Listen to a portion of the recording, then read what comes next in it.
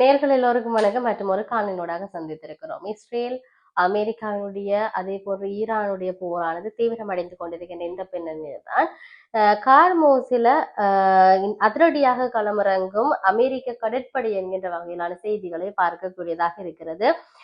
சில மணி நேரங்கள்ல ஈரானிய கப்பல்கள் மீது முழுமையாக முற்றுகையை அமெரிக்க கடற்படை நடித்தும் என்று அமெரிக்கா அறிவித்திருக்கிறது என்ற விடயம் செய்திகளாக தற்பொழுது வெளிவந்து கொண்டிருக்கின்றன. அமெரிக்க மத்திய புலனாய்வு வெளியிட்டிருக்கக்கூடிய இந்த தகவலின்படி அமெரிக்க நேரப்படி இன்றைய தினம் முற்றுகை ஆரம்பமாகும் என்று சொல்லப்பட்டிருந்தது. அதாவது மத்திய புலனாய்வின் அறிவிப்பில் ஈரானிய துறைமுகங்களுக்கு முழுமையான கடற்படை முற்றுகையை அமெரிக்க படைகள் நடைமுறைப்படுத்த ஆரம்பிக்கும் என்ற விடயம் சொல்லி இருக்கின்றார்கள். அதே நேரத்துல ஈரானுக்கு செல்லுகின்ற அல்லது ஈரான்ல இருந்து வருகின்ற கப்பல்களை தவிர மற்ற சர்வதேச கப்பல்கள் அதாவது கார்மோஸ் நீரிணை வழியாக தொடர்ந்து செல்ல அனுமதிக்கப்படும் என்ற விடயத்தை மத்திய புலனாய்வு தெரிவித்திருப்பதை நாங்கள் பார்க்க கூடியதாக இருக்கிறது. இவ்வாறு தொடர்ச்சியாக இந்த இஸ்ரேல் அமெரிக்கா அதே போன்ற ஈரானுடைய போர் பதட்டம் அதிகரித்துக் கொண்டிருக்கிறது. இதை இந்த ஆண்டை கோர்மோஸ் நீரிணையில வீசப்பட்ட கன்னிவெடிகள் அவசரமாக செயற்பட்டதால சிக்கல், அதாவது திணறுகின்றனர் இராணுவத்தினர் என்கின்ற வகையிலான பல்வேறுபட்ட செய்திகள் மேலும் இங்கு நாம் அவதானிக்க கூடியதாக இருக்குது. ஹோர்மோஸ் நீரிணை அதாவது கடல் பகுதியில வீசப்பட்ட கன்னிவெடிகளை கண்டறிய முடியாத நிலை ஏற்பட்டிருப்பதால சிக்கல் நிலை ஏற்பட்டுள்ளதாக தகவல்கள் வெளியாகியுள்ளது. அமெரிக்கா மற்றும் இஸ்ரேலுக்கு எதிரான போருக்கு மத்தியில கோர்மோஸ் நீரிணையை ஈரான் மூடியிருக்கிறது. அனுமதியின்றி கோர்மோஸ் நீரிணையை கடக்க முயற்சிக்கின்ற சில வெளிநாடுகளின் கப்பல்கள் மீது ஈரான் படை தாக்குதல்கள் நடத்தி வருகின்றன என்ற விடயத்தை நாங்கள் பார்க்கின்றோம். அவ்வழியாக கப்பல்கள் செல்வதை தடுக்க சிறிய படகுகள் மூலம் ஈரானிய புரட்சிகர காவல் படையினர் கன்னிவெடிகளை பொருத்தியிருந்தனர்.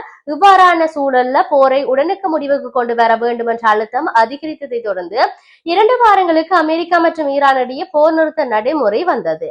இந்த நிலையில அதாவது ஹார்மேஸ் நீரிணையில ஈரான் பொருத்திய கன்னிவெடிகளை கண்டறிய அந்த நாட்டு படைகளால முடியவில்லை என்ற விடயமும் அவை கடலின் நீரோட்டத்தில் அடித்து செல்லப்பட்டிருக்க கூடும் என்ற விடயமும் இங்கு சொல்லி இருக்கிறார்கள். நீரிணை கடல் பகுதியில கன்னிவெடிகள் எங்கெல்லாம் இருக்கின்றன என்பதை கண்டுபிடிக்க முடியாததால் நீரிணையை முழுமையாக திறப்பதில் சிக்கல் தற்பொழுது நீடித்து இருக்கிறது. கடலுக்கு மேலே மிதந்த கன்னிவெடிகளை ஈரான் ராணுவம் அகற்றி இருக்குது. கடலுக்கு சில 100 அடி ஆழத்தில் எங்கெல்லாம் கன்னிவெடிகள் வீசப்பட்டுள்ளது என்பது குறித்து தெளிவான விவரங்கள் இல்லாததால சிரமம் ஏற்பட்டிருக்கின்ற விடயத்தை நாங்கள் பார்க்கிறோம். திட்டமிடப்பட்ட இராணுவ வரைபடத்தின்படி நடக்காமல் அவசரமாக செயற்பட்டதுதான் எந்த ஒரு இடங்களிலும் கன்னிவெடிகள் வைக்கப்பட்டிருக்கின்றன என்பதற்கான துல்லியமான தரவுகள் ஈரானிடம் இல்லாமல் போனது என்ற விடயம் இங்கு சொல்லப்பட்டிருக்கிறது. இதன் காரணமாக சிக்கல் நிலை நீடிப்பதாக ஊடகங்கள்ல செய்திகளை நாங்கள் அவதானிக்க கூடியதாக இருக்கிறது. ஆரம்பத்தில ஒரு பேச்சுவார்த்தை சார்ந்த ஒரு நடவடிக்கை இடம்பெற்றிருந்தது. இருப்பினும் பேச்சுவார்த்தைகள் சார்ந்த நடவடிக்கைகள் இடம்பெற்றுக் கொண்டிருப்பதை நாங்கள் செய்திகளின் வாயிலாக தகவல்களின் வாயிலாக நம்ம தகுந்த வட்டாரங்கள் செய்திகள் வெளியிடுவதன் ஊடாக பார்த்து கொண்டிருக்கிறோம். ஆனால் இன்னொரு பக்கத்தால அமெரிக்காவினுடைய போர் தொடர்ந்து கொண்டிருக்கிறது. அதே போன்று ஈரானுடைய செயற்பாடும் தொடர்ந்து கொண்டிருக்கின்றது. இப்ப இருக்கக்கூடிய மிகப்பெரிய கேள்வி, இந்த நீரிணையை இவர்கள் திறப்பார்களா இல்லையாண்டு. ஆனால் திறப்பார்கள் இல்லை என்பதை தாண்டி இப்ப திறப்பதில் பாரிய சிக்கல் நிலை இருக்கின்றது என்பதை தான் சொல்லி இருக்கின்றார்கள். ஆகவே பொருத்தப்பட்டிருந்த கன்னிவெடிகள் எவ்வாறு எங்க பொருத்தப்பட்டது என்று துல்லியமான தரவுகள் அவர்களிடத்தில் இல்லை. இருப்பினும் நாங்கள் பொறுத்திருந்து பார்ப்போம் இந்த நிலை எவ்வாறு கையாளப்பட போகின்றது. அமெரிக்கா இன்றைய தினம் தன்னுடைய படைப்பலத்தை காட்டும் என்று சொல்லி இருக்கிறது.